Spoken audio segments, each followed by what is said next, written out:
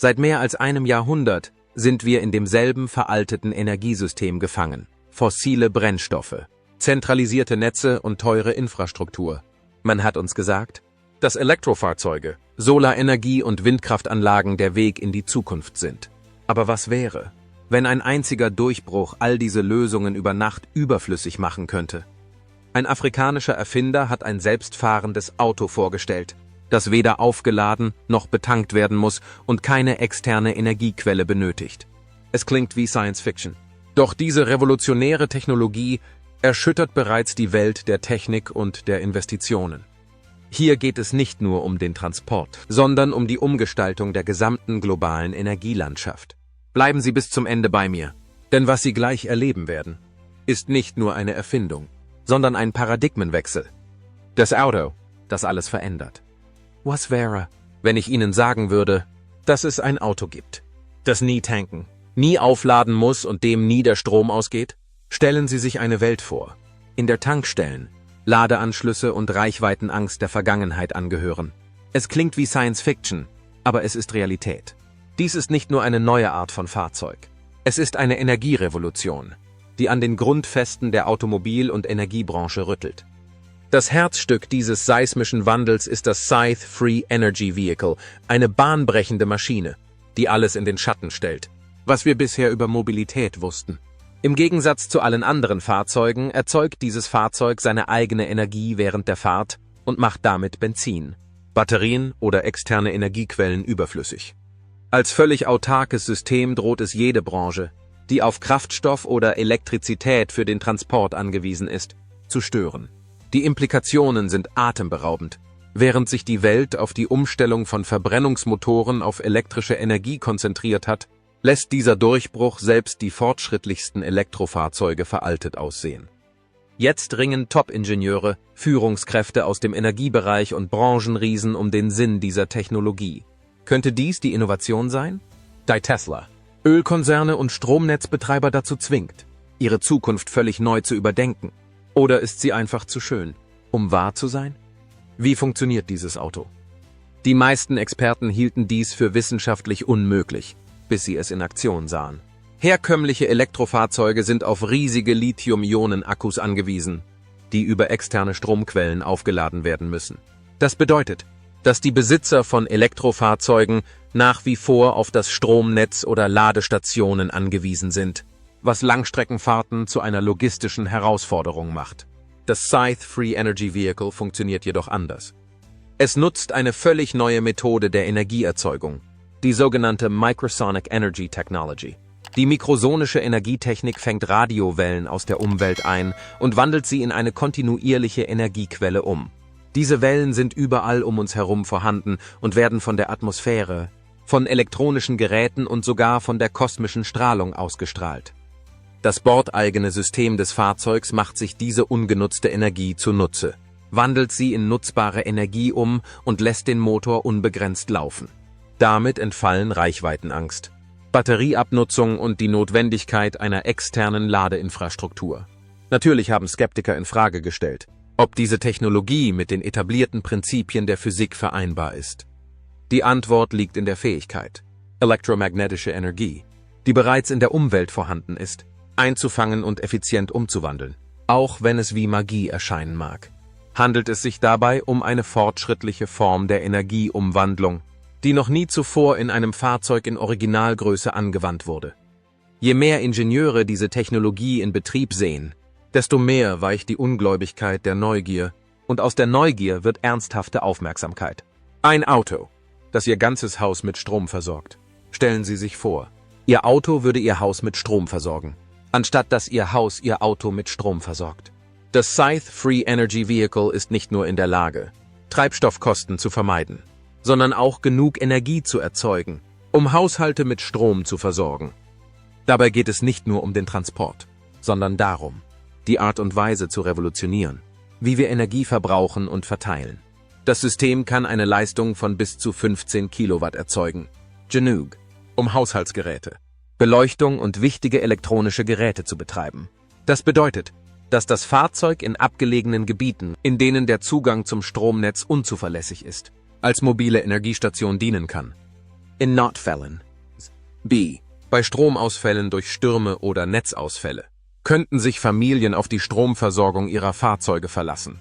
Die potenziellen Anwendungen reichen bis hin zum netzunabhängigen Leben, das es den Menschen ermöglicht, unabhängig zu leben, ohne auf herkömmliche Energiequellen angewiesen zu sein.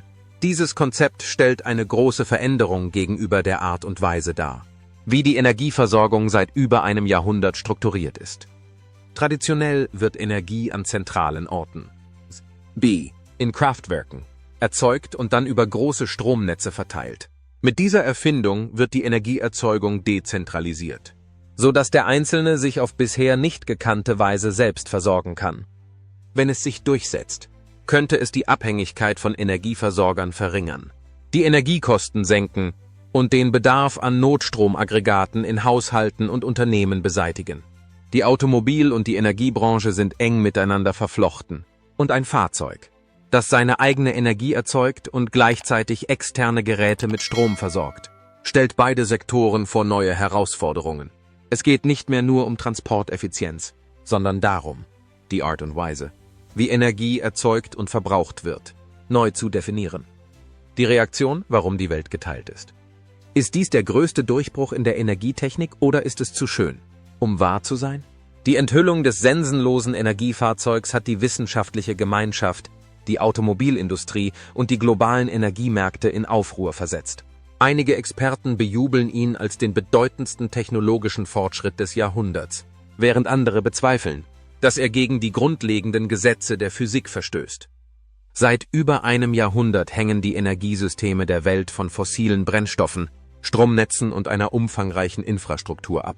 Ölgesellschaften, Versorgungsunternehmen und sogar Regierungen haben ihre Wirtschaft darauf aufgebaut, dass die Menschen Energie kaufen müssen, um ihr tägliches Leben zu bestreiten.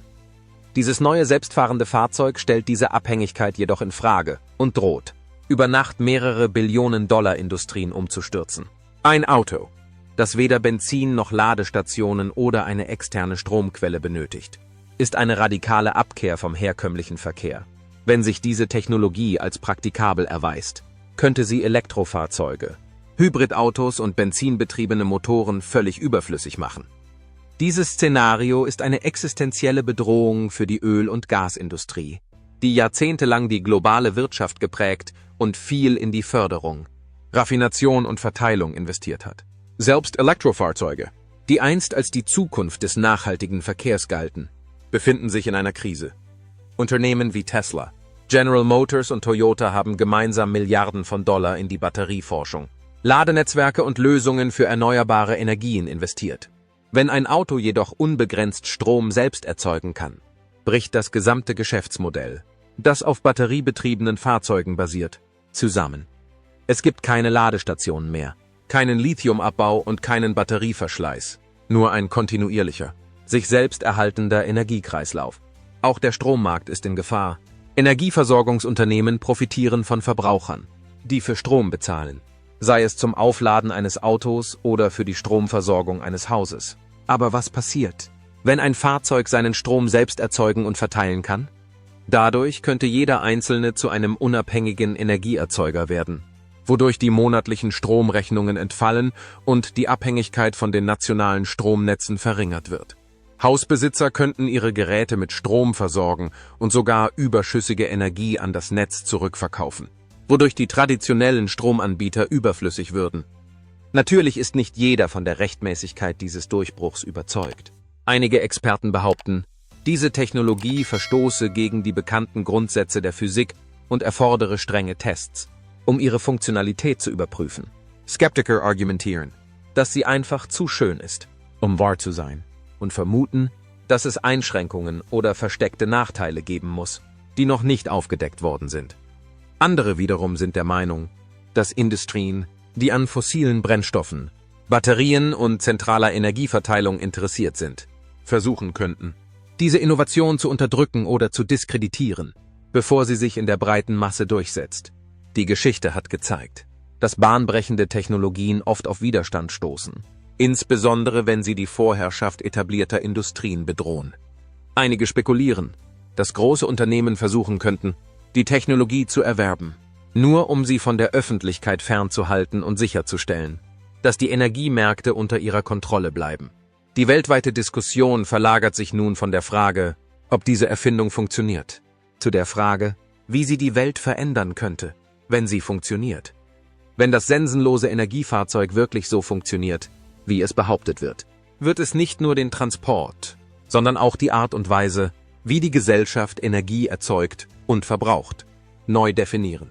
Die Auswirkungen gehen weit über das Automobil hinaus. Dies könnte zu selbstversorgten Häusern, dezentraler Energieerzeugung und einer vollständigen Umgestaltung der Infrastruktur, wie wir sie kennen, führen. Die Ungewissheit, die diesen Durchbruch umgibt, hat das öffentliche Interesse nur noch verstärkt. Regierungen, Forschungseinrichtungen und Investoren beobachten die Entwicklung aufmerksam und sind gespannt, ob die Technologie einer Überprüfung standhält. Wenn sie sich als erfolgreich erweist, könnte sie die größten Akteure in der Automobil-, Energie- und Technologiebranche dazu zwingen, sich anzupassen oder zu riskieren, den Anschluss zu verlieren. Die Skepsis weicht allmählich der Neugier, und aus der Neugier wird eine ernsthafte Untersuchung. Wenn diese Erfindung echt ist, wird sie nicht nur den Status quo umwälzen. Sie wird die Grundlagen des Energieverbrauchs, der Kontrolle der Industrie und der Wirtschaftskraft weltweit auf den Kopf stellen. Die Welt steht am Rande einer potenziellen Revolution. Und die nächsten Jahre werden darüber entscheiden, ob dies nur eine kühne Behauptung ist oder der Beginn eines neuen Energiezeitalters. Der Schulabbrecher, der die Welt verblüffte. Was wäre, wenn ich Ihnen sagen würde, dass eine der bahnbrechendsten Energieinnovationen von einem autodidaktischen Erfinder entwickelt wurde? Der Mann, der hinter dem selbstfahrenden Auto steht, ist kein Professor an einer renommierten Institution oder ein milliardenschwerer Technologiemogul. Sein Name ist Maxwell Chikumbutso und sein Weg von einer verarmten Kindheit in Simbabwe bis hin zum Pionier einer der bahnbrechendsten Technologien des Jahrhunderts ist nichts weniger als außergewöhnlich. Der in Simbabwe geborene Maxwell hatte schon früh in seinem Leben mit Schwierigkeiten zu kämpfen. Finanzielle Schwierigkeiten zwangen ihn, die Schule im Alter von 14 Jahren zu verlassen, was ihm den Zugang zur formalen Bildung verwehrte. Doch was ihm an akademischer Ausbildung fehlte, machte er durch seinen Einfallsreichtum und seine unstillbare Neugierde für Technik mehr als wett. Anstelle von Lehrbüchern und Laboratorien griff Maxwell auf Schrott zurück und zerlegte alte Radios und elektronische Geräte, um deren Funktionsweise zu verstehen. Seine Beharrlichkeit führte zu einer unglaublichen Entdeckung. Er konnte seine eigenen Geräte von Grund auf selbst bauen. Obwohl er keine formale Ingenieurausbildung hatte, machte sich Maxwell schnell einen Namen. Als Teenager baute er seinen ersten funktionierenden Radiosender, der über kurze Distanzen sendete. Dieser frühe Erfolg förderte seine Leidenschaft für die Elektrotechnik. Später entwickelte er ein digitales Navigationssystem, eine Leistung, die diejenigen verblüffte, die an seinen Fähigkeiten zweifelten. Doch sein erstaunlichster Durchbruch stand noch bevor: ein Energiesystem, das Energie aus der Umwelt ohne eine externe Kraftstoffquelle erzeugen konnte. Seine Arbeit führte zur Entwicklung des selbstangetriebenen Fahrzeugs, einer Maschine, wie sie die Automobilindustrie noch nie gesehen hatte. Im Gegensatz zu herkömmlichen Elektroautos, die auf riesige Batterien und regelmäßiges Aufladen angewiesen sind, nutzt Maxwells Erfindung die Energie der umgebenden Radiowellen und wandelt sie in Echtzeit in nutzbare Energie um. Da weder Benzin noch Ladestationen oder externe Stromquellen benötigt werden, könnte diese Technologie alles, was die Welt über Energie und Transport wusste, auf den Kopf stellen. Der Kampf gegen Skepsis und Unterdrückung. Wenn man eine Billionen-Dollar-Industrie umkrempelt, ist man nicht bei allen willkommen. Maxwell Chikumbutso lernte schnell, dass der Weg zur Revolutionierung der Energiebranche nicht ohne Hindernisse sein würde. Seine bahnbrechende Erfindung stieß auf Skepsis, Unglauben und in einigen Fällen sogar auf offene Feindseligkeit. Die größte Herausforderung bestand darin, dass er versuchte, Patente für seine Arbeit zu erhalten.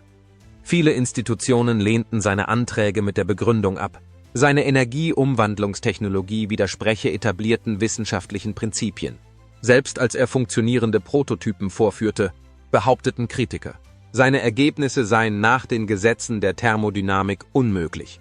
Die Skepsis ging über die wissenschaftlichen Einrichtungen hinaus. Einige Branchenführer sahen in Maxwells Erfindung eine direkte Bedrohung für ihre langjährigen Geschäftsmodelle.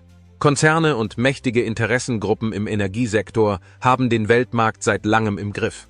Wenn eine Technologie auf den Markt käme, die Energie frei zur Verfügung stellt, ohne dass Treibstoff oder eine Ladeinfrastruktur erforderlich sind, würde dies die Billionen-Dollar-Industrien untergraben, die um Öl, Gas und die Produktion von Lithium-Ionen-Batterien aufgebaut sind. Es wurde berichtet, dass einige Unternehmen versuchten, Maxwells Arbeit zu diskreditieren, indem sie als Pseudowissenschaft abtaten. Andere spekulierten, dass es eher darum ging, die Technologie zu unterdrücken, als sie zu validieren. Trotz dieser Hindernisse weigerte sich Maxwell, aufzugeben. Anstatt auf die Bestätigung durch traditionelle Institutionen zu warten, brachte er seine Technologie direkt zu den Menschen. Sein nächster Schritt sollte einen unbestreitbaren Eindruck in der Welt hinterlassen. Die Demonstration veränderte alles. Die Menschen hielten es für eine Fälschung, bis sie es mit eigenen Augen sahen. Maxwell wusste, dass er seine Skeptiker nur durch einen unbestreitbaren Beweis zum Schweigen bringen konnte. Also inszenierte er eine Live-Demonstration in Simbabwe, die alles verändern sollte. Eine Menschenmenge versammelte sich, um zu sehen, was einige für unmöglich hielten. Ingenieur, Investoren und Brancheninsider warteten gespannt darauf, dass Maxwell sein selbstfahrendes Fahrzeug vorstellte. Das Auto sprang an, bewegte sich mühelos und fuhr ohne jegliche externe Kraftstoffquelle weiter. Doch was dann geschah, verblüffte selbst die skeptischsten Beobachter.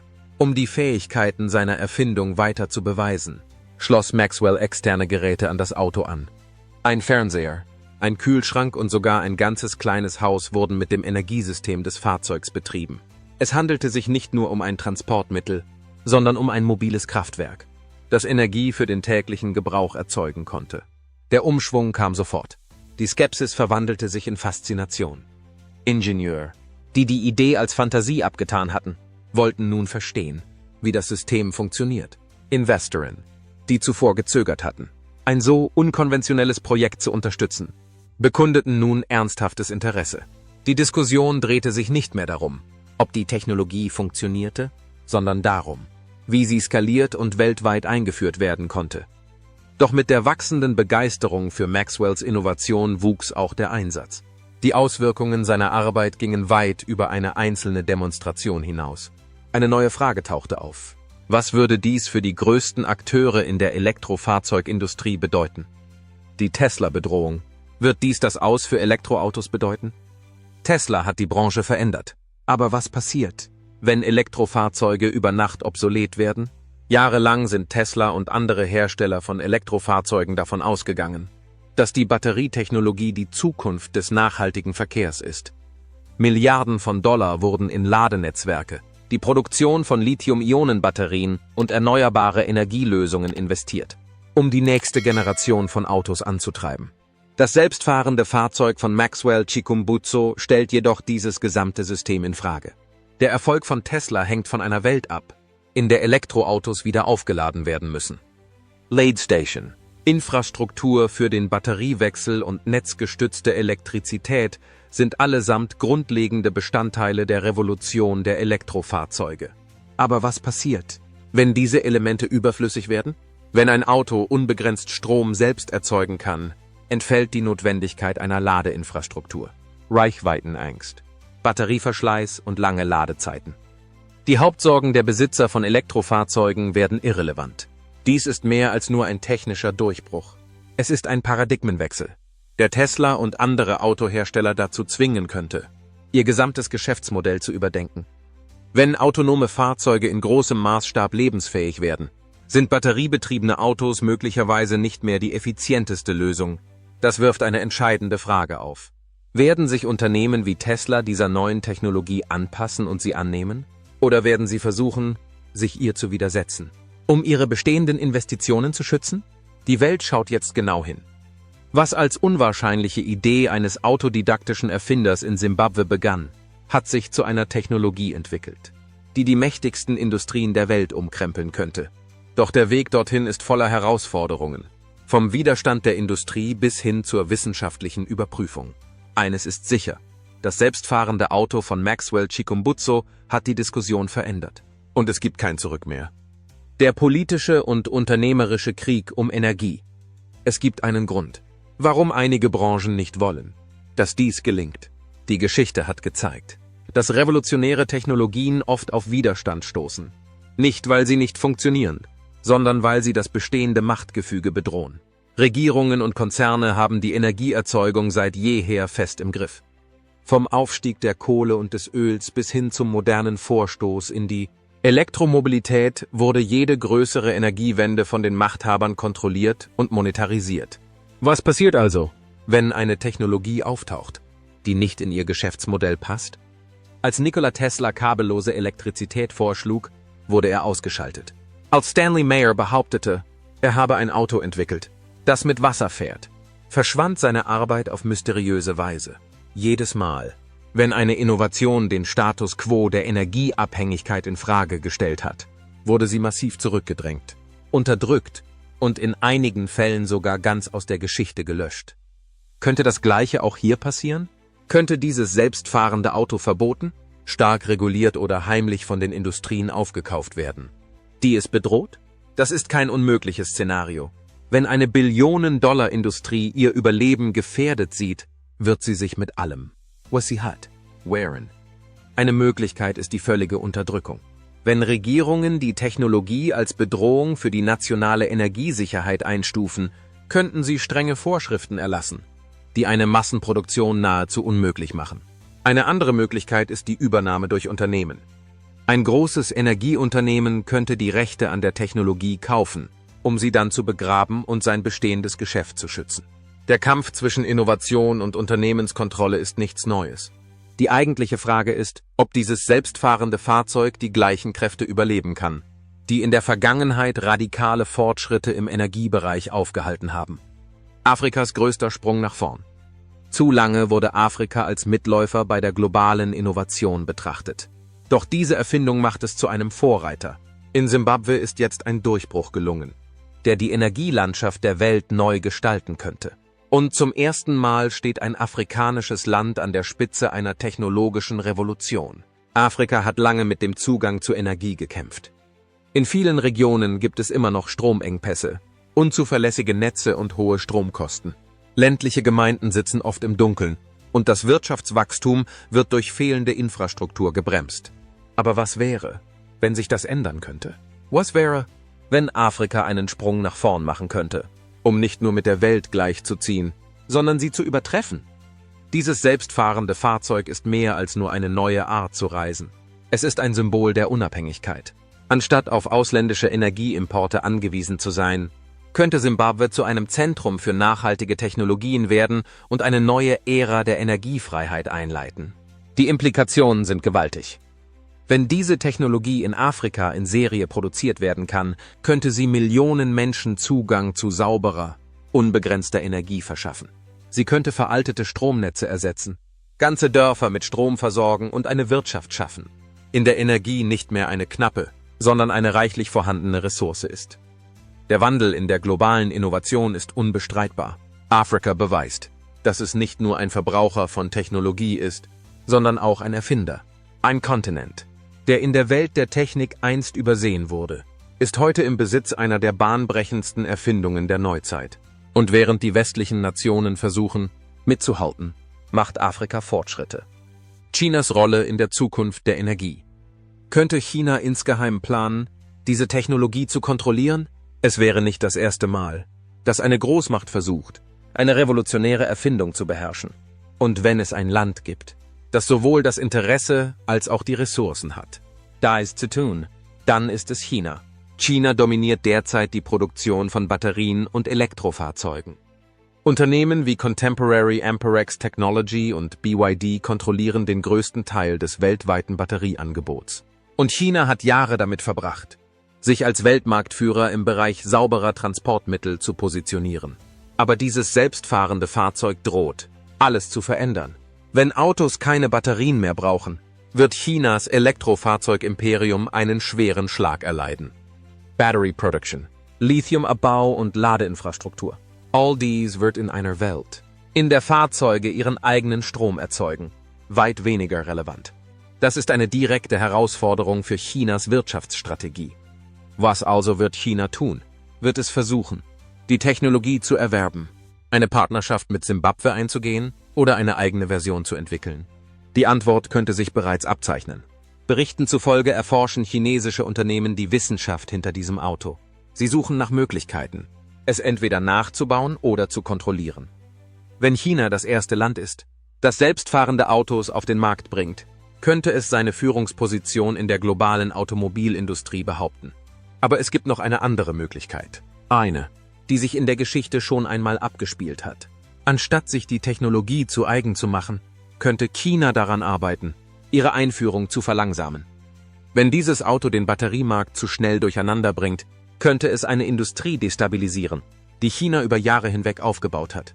Die kommenden Jahre werden zeigen, ob China dies als Chance oder als Bedrohung sieht. Aber eines ist klar, diese Erfindung ist zu mächtig, um ignoriert zu werden. Der globale Energiekrieg hat gerade erst begonnen. Die Energiewende, niemand hat sie kommen sehen. Stellen Sie sich eine Welt vor, in der sich jedes Gerät, vom Smartphone bis zu ganzen Wolkenkratzern, selbst mit Strom versorgt, ohne dass es extern aufgeladen werden muss. Die Grundlagen des modernen Energieverbrauchs würden sich über Nacht ändern. Keine Abhängigkeit mehr von zentralisierten Stromnetzen, keine Energieknappheit mehr und keine teure Infrastruktur für die Verteilung von Strom mehr. Dieser Durchbruch könnte die autarke Energieversorgung von einem futuristischen Konzept in eine alltägliche Realität verwandeln. Selbstversorgte Geräte könnten das Entstehen völlig autonomer, intelligenter Städte einleiten, in denen Häuser, Verkehrssysteme und ganze Industriezweige ihre eigene Energie erzeugen, ohne von außen beeinflusst zu werden. Die Auswirkungen auf die Stadtentwicklung sind enorm. Keine Stromausfälle mehr, geringere Abhängigkeit von fossilen Brennstoffen und die Möglichkeit, Städte in bisher unbewohnbaren Regionen zu bauen, in denen der Zugang zu Elektrizität früher eine große Hürde war. Der Wandel würde nicht bei den Städten Halt machen. Die gesamte globale Energiewirtschaft könnte zusammenbrechen, wenn sich die dezentrale Stromerzeugung durchsetzt. Die Energieriesen, die über ein Jahrhundert lang die Energieversorgung der Welt kontrolliert haben, könnten sich als überflüssig erweisen. Die Nachfrage nach Brennstoffen, riesigen Kraftwerken und großer elektrischer Infrastruktur würde dramatisch schrumpfen und die traditionellen Energiekonzerne zwingen, sich anzupassen oder zu verschwinden. Die Regierungen, von denen viele beträchtliche Einnahmen aus der Energiebesteuerung und Regulierung beziehen, wären ebenfalls gezwungen, zu überdenken, wie sie die wirtschaftliche Stabilität in einer Welt aufrechterhalten, in der Energie keine Ware mehr ist. Ein solcher Wandel würde jedoch nicht von allen begrüßt werden. Industrien, die von der Kontrolle der Energiemärkte profitiert haben, würden um die Aufrechterhaltung ihrer Vorherrschaft kämpfen und Lobbyarbeit für Vorschriften und politische Maßnahmen leisten, die die Einführung der mikroskopischen Energie verlangsamen oder sogar verhindern könnten. Der Kampf zwischen Innovation und industriellem Widerstand hat gerade erst begonnen. Die nächste Billionen-Dollar-Industrie? Ist dies das nächste Internet? Die nächste künstliche Intelligenz? Oder nur ein weiterer gescheiterter Traum? Jede revolutionäre Technologie in der Geschichte ist zunächst auf Skepsis gestoßen. Das Internet wurde einst als ein Nischenwerkzeug für Forscher abgetan. Vor nicht allzu langer Zeit wurde künstliche Intelligenz als Science Fiction abgetan und Elektrofahrzeuge wurden als unpraktisch verspottet. Doch heute haben sich beide zu Billionen-Dollar-Industrien entwickelt. Könnte die Mikroschallenergie der nächste bahnbrechende Durchbruch sein? Die Investoren werden aufmerksam. Vorausschauende Risikokapitalgeber und Private-Equity-Firmen steigen leise ein, in der Hoffnung, dem größten Wandel in der Energietechnologie der modernen Geschichte voraus zu sein. Wenn sich die batterielose Technologie durchsetzt, könnten die Unternehmen, die ihre Patente und Produktion kontrollieren, zu den nächsten globalen Giganten werden und mit den heutigen Energieriesen konkurrieren oder sie sogar übertreffen. Doch mit großem Potenzial gehen auch große Risiken einher. Skeptiker fordern rigorose Tests. Die behördliche Zulassung ist nach wie vor unsicher. Und die etablierten Energiekonzerne werden ihre Vormachtstellung wohl kaum kampflos aufgeben. Wenn sich die Energie aus eigener Kraft durchsetzt, könnte sie über Nacht Öl- und Energiewerte in Höhe von Billionen von Dollar entwerten und die Weltwirtschaft und das Machtgleichgewicht in einer Weise verändern, die noch niemand ganz versteht. Das Rennen hat begonnen. Wird die Mikroschallenergie in die Fußstapfen des Personal Computers treten, einst angezweifelt, jetzt unverzichtbar? Oder wird sie in der Versenkung verschwinden wie so viele unrealisierte Erfindungen vor ihr? Eines ist sicher, es stand noch nie so viel auf dem Spiel. Vergessen Sie nicht, den Beitrag zu liken, zu abonnieren und die Benachrichtigungsglocke zu drücken, damit Sie keine Neuigkeiten zu dieser bahnbrechenden Technologie verpassen. Vielen Dank fürs Zuschauen und bis zum nächsten Mal.